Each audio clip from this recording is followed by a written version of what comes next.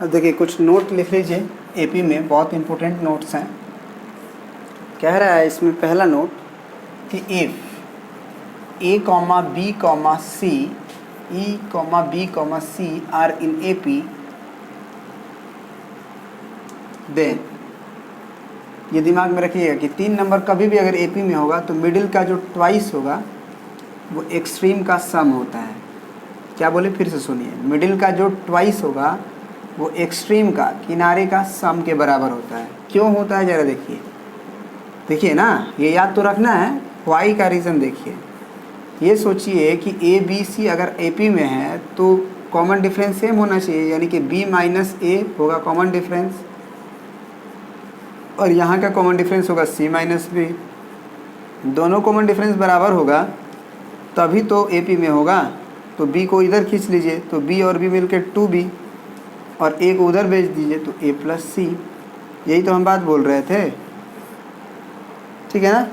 दूसरी चीज़ कि इफ़, दूसरा नोट लिखिएगा, if A comma B comma C are in A P then b is called arithmetic mean,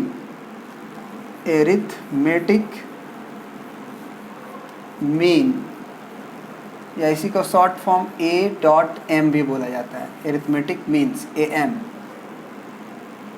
of a and c। That means कि b का value यहाँ से आप देख सकते हैं कि a प्लस सी बाई 2 है, यानी कि आप कह सकते हैं कि a और c का जो अरिथमेटिक मीन b है वो क्या होता है, a प्लस सी बाई 2। यानी b का वैल्यू क्या होता है, अगर a b c AP में हो तो a और b का वैल्यू निश्चित रूप से a प्लस सी बाई 2 होना चाहिए, ठीक है। यदि 3 नंबर अगर AP में होता, ठीक है ना, तो ये बात आप दिमाग में रखिएगा कि a और c का अरिथमेटिक मीन निकालना हो तो a प्लस सी बाई 2 होता है।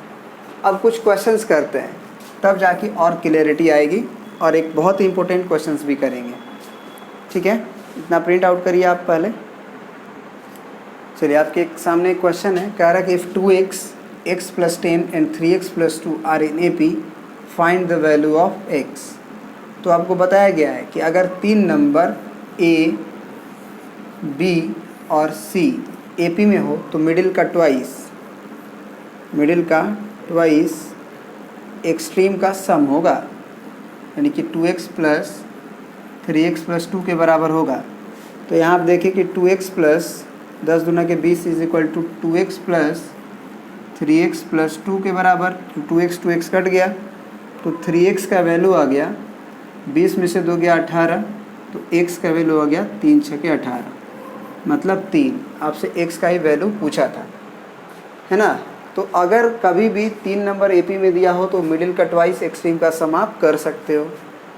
कोई भी बोले कि 2 नंबर्स का अरिथमेटिक मीन क्या है तो वो दोनों नंबर को जोड़ के बाई 2 कर दीजिए आप, ठीक है ना। अब एक अच्छा क्वेश्चन करते हैं आपके सामने, बहुत ही बढ़िया क्वेश्चन है। चलिए देखिए एक क्वेश्चन है, कह रहा है कि if a to the power n plus 1 plus b to the power n plus 1 divided by a to the power n plus b to the power n are is the am between a and b, then find the value of n। मतलब ये जो number है वो b का work कर रहा है। आपको पता है ना कि arithmetic mean between a and b क्या होता है, b। और आप जानते हैं कि आपका जो b का वैल्यू है वो किसके बराबर होगा, a plus b by 2। 2 numbers का अरिथमेटिक मीन दोनों को जोड़िए और बाई 2 कर दीजिए। तो b का जो क्वेश्चन के अकॉर्डिंग जो अरिथमेटिक मीन दिया हुआ है वो क्या दिया हुआ है, वो ये दिया हुआ है a to the power n plus 1 plus b to the power n plus 1 divided by a to the power n plus b to the power n। गुना करिए, 2 का इधर गुना करिएगा तो 2 इंटू a का power n plus 1 plus 2 times of b का power n plus 1 is equal to, इसको गुना करिएगा तो a प्लस b के ब्रैकेट में आएगा a to the power n plus b to the power n। अब a का गुना जब करोगे तो a का पावर n प्लस 1 होगा, फिर a का b में करोगे तो a इंटू बी का पावर n होगा, प्लस b इंटू ए का पावर n होगा प्लस b का पावर n प्लस 1 होगा। यहाँ होगा 2 इंटू ए का power n plus 1 plus 2 into B का पावर n प्लस 1। अब ज़रा देखो कि यदि हम a का पावर n प्लस 1 को खींचे तो ये a का पावर n प्लस 1 होगा, फिर b का पावर n प्लस 1 को खींचे तो प्लस b का पावर n प्लस 1 होगा। तो बराबर के उधर क्या बचेगा हमारा, तो a इंटू बी का power n plus b into A का पावर n बचेगा। अब हमको सिंप्लीफाई करना होगा किसी तरह से इसको। तो एक काम करते हैं कि, है ना, काम ये करते हैं कि इसको खींचते हैं इधर, तो a का पावर n प्लस 1 इसको खींचते हैं, इसको उधर भेज देते हैं, माइनस अगर हम बोले तो ये हो जाएगा a इंटू बी का power n is equal to, है ना, b इंटू ए का power n minus b into N plus 1 ये होगा। अब इसमें से हम a कॉमन ले सकते हैं शायद, तो अगर हम a कॉमन लें तो क्या बचेगा, इसमें a कॉमन लेंगे तो हमारा बचेगा a का पावर n और माइनस b का पावर n, और इधर हम क्या कॉमन ले सकते हैं, b कॉमन ले सकते हैं। तो b कॉमन लेंगे तो क्या बचेगा, a का पावर n माइनस, हमने b कॉमन ले रखा है तो b का पावर n बचेगा, तभी तो गुना होगा तो b का पावर n प्लस 1 होगा। अब ये दोनों अगर सेम है तो हम अगर LHS में लेके आएँ और कॉमन लें तो a का पावर n माइनस b का पावर n कॉमन होगा, और ये बनेगा a और ये बनेगा minus b is equal to 0। अब सुनिए ध्यान से, a बराबर b तो हो नहीं सकता है, क्योंकि a बराबर b होगा तो उसका अरिथमेटिक मीन कुछ अजीब सा नहीं आएगा, है ना। तो इसको हम बराबर को उधर भेज सकते हैं। तो यहाँ से जब ये उधर चला जाएगा तो ये ख़त्म हो जाएगा, तो a का पावर n माइनस b का power n is equal to 0। तो यहाँ से पता चला कि a का पावर n बराबर b का पावर n। अब हम दोनों तरफ b का पावर n से अगर डिवाइड करें तो a बाई b का होल पावर n हो जाएगा, और ये 1। अब सोचो कि कोई भी चीज़ का पावर अगर n हो और वो 1 आ रहा है तो निश्चित रूप से जो n होना चाहिए वो 0 होना चाहिए, क्योंकि कोई भी नंबर का पावर 0 ही 1 होता है। तो इसका मतलब हुआ कि n का वैल्यू जो हुआ वो 0 हो गया, ठीक है ना। तो आई होप कि ये क्वेश्चंस आप समझ गए होंगे अरिथमेटिक मीन्स पे। एक क्वेश्चंस और ले लेते हैं इस पे बेस्ड। देखिए ये क्वेश्चन है आपके सामने, कह रहा है कि प्रूफ कीजिए कि a माइनस बी का होल स्क्वायर ए स्क्वायर प्लस बी स्क्वायर और a प्लस बी का होल स्क्वायर ए पी में है। तो सोचिए, कहिएगा कि अगर ये नंबर ए पी में है तो क्या हो जाना चाहिए, 2 टाइम्स ऑफ मिडिल। इसे a मानिए, इसे b मानिए, इसे c मानिए, तो 2 टाइम्स ऑफ b बराबर क्या होना चाहिए, a प्लस c के बराबर होना चाहिए। तो अब देखिए LHS ले लेते हैं हम, तो LHS हमारा तो 2 times of a square plus b square होगा। अब RHS लेते हैं, तो RHS लेंगे तो a प्लस c के बराबर आना चाहिए। तो a प्लस c को जोड़ के देखते हैं, तो ये है a माइनस बी का होल स्क्वायर प्लस है a प्लस बी का होल स्क्वायर। अगर इसको जोड़ेंगे तो इसको ब्रेक करेंगे तो a square plus B square minus 2ab होगा। इसको ब्रेक करेंगे तो a square plus B square plus 2ab होगा, ये ख़त्म। तो 2 times of a square plus B square तो आ ही रहा है। दैट मीन्स कि मिडिल का ट्वाइस एक्सट्रीम के सम के बराबर आ गया। तो हम क्या लिख देंगे कि LHS is equal to RHS, hence a minus B का whole square comma a square plus B square comma a plus B का whole square are in AP।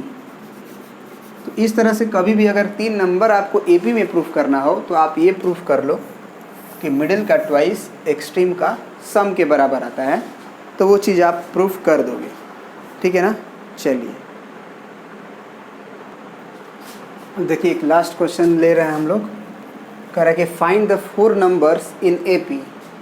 4 numbers AP में है, उसे फाइंड आउट कीजिए। Whose sum is 50 and in which the greatest number is 4 times the list.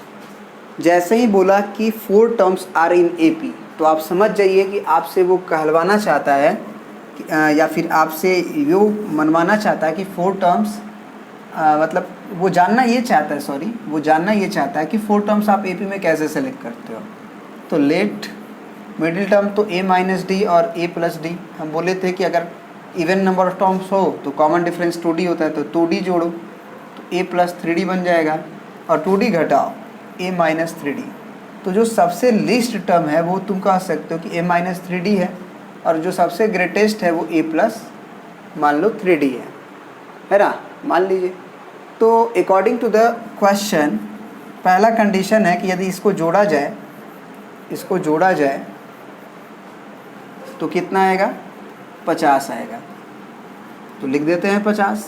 तो ये 3d से 3d उड़ेगा, minus D से प्लस डी उड़ेगा, तो 4 ऑफ a बराबर 50 आएगा। तो a का वैल्यू कितना हो गया, 25/2। 2 से काटो, 2 25 से 2 दूना 4, तो a का वैल्यू हो गया 25/2।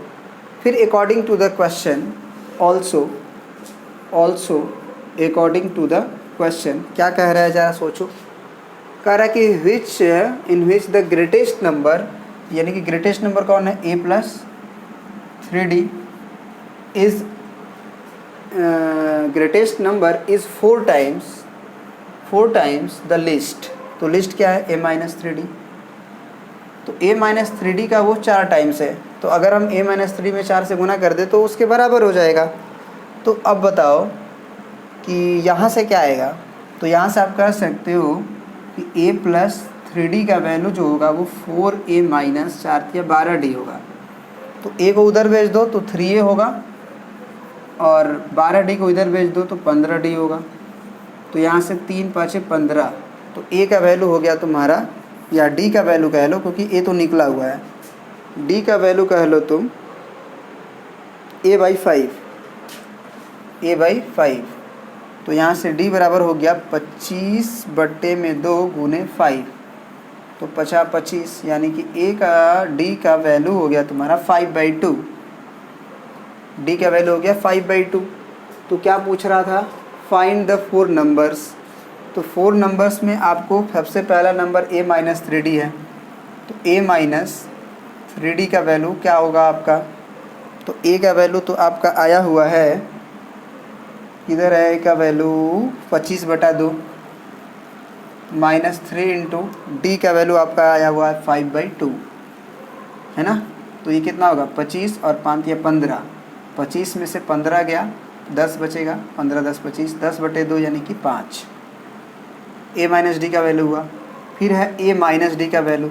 a माइनस डी का मतलब होता है कि a का वैल्यू 25/2 माइनस डी का वैल्यू 5/2, तो 25 में से 5 गया 20, 20/2 10। तो अब पकड़ में आ गया कि 5 में 10 जोड़ने के बाद आया है।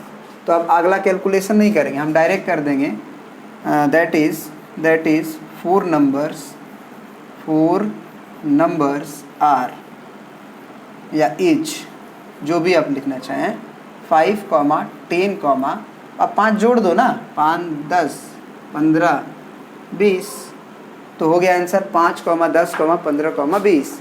और आप निकाल भी सकते हो प्लस डी में डाल के, प्लस 3d में डाल के, वो आ जाएगा। तो आई होप कि एपी का हर एक तरह का क्वेश्चन हम ले चुके हैं। लेकिन अगर कोई डाउट हो, आपको कोई भी क्वेरी हो, तो आप हमारे व्हाट्सअप नंबर पे भेजिए 870 946 896 6, उसको बताया जाएगा आपको, ठीक है। चलिए, थैंक यू। अब नेक्स्ट चैप्टर को स्टार्ट करेंगे, देखते हैं क्या स्टार्ट करते हैं।